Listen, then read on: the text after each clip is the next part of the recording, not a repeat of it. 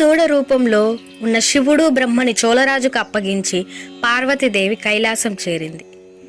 ఇక్కడ భూలోకంలో చోళరాజు ఆవుల్ని కాసే కాపరి అన్ని ఆవులతో పాటు ఆవుల రూపంలో ఉన్న బ్రహ్మ శివుణ్ణి శేషాద్రి కొండపైకి తీసుకొని వెళ్తున్నాడు. అలా బ్రహ్మ శివుడు గోవుల రూపంలో శేషాద్రి కొండనెక్కుతున్నాయి. అలా ఆ కొండనెక్కి విష్ణువు ఉన్న పుట్టలో పాలదారులు కురిపించసాగాయి. ఇలా ప్రతిరోజు ఆవు రూపంలో ఉన్న శివుడు బ్రహ్మ మిగతా గోవులతో కలిసి కొండెక్కి చాటుమాటుగా పుట్టలో పాలు కురిపించేవి. ఇది గమనించిన కాపరి రోజు ఈ ఆవు దూడ కొండెక్కి అన్ని గోవులు ఒకవైపు ఉంటే ఇవి మాత్రం రెండో వైపు ఎందుకు వెళుతున్నాయి? ఇంటికొచ్చాక పాలు కూడా ఇవ్వడం లేదు. ఈ విషయం ఎలా అయినా తెలుసుకోవాలి అని అనుకున్నాడు. అలా ఒకరోజు ఆ గోవులను వెంబడించి చూస్తే అక్కడ చూసిన దృశ్యం చూసి అతనికి మాటలు కూడా రాలేదు. ఆ ఆవు పుట్టలో దానంతట అదే ఏకధాటిగా పాలు కురిపిస్తోంది. ఇది ఎలా సాధ్యం అనుకుంటూ ఇది అంతా మోసం అని కోపంతో పరుగున వచ్చి చేతిలో ఉన్న గొడ్డలతో ఆవును కొట్టబోయాడు.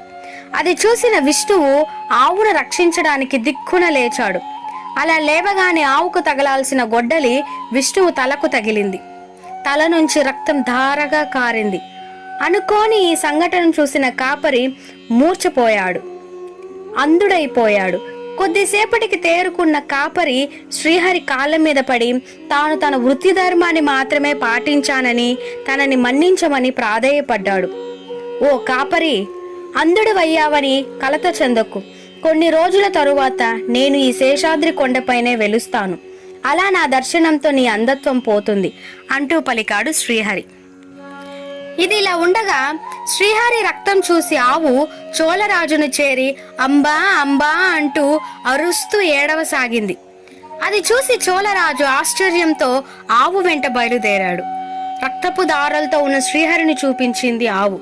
అది చూసి చోళరాజు నిర్ఘాంతపోయాడు. చోళరాజును చూసిన శ్రీహరి కోపంతో కళ్ళెర్ర చేస్తూ, నీవెంత నీచుడవు, కళ్ళు మూసుకొని పోయి నీ కాపర్తో నన్ను కొట్టిస్తావా? అందుకు పర్యావసానంగా నువ్వు పిశాచిగా మారు అంటూ శాపం పెట్టాడు.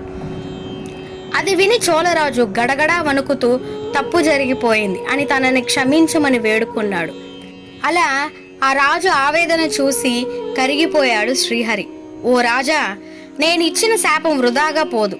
అయితే మరు జన్మలో నీవు చోళరాజ్యంలోనే ఆకాశరాజుగా జన్మెత్తుతావు. అందాల కుమార్తె నీకు కూతురుగా జన్మిస్తుంది. ఆ నీ కుమార్తెను నాకిచ్చి కళ్యాణం జరిపించు.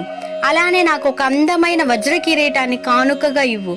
ఆ కిరీటాన్ని నేను ఏ శుక్రవారం ధరిస్తానో ఆ రోజే నువ్వు పిశాచి రూపం వదులుతావు అని దీవించాడు.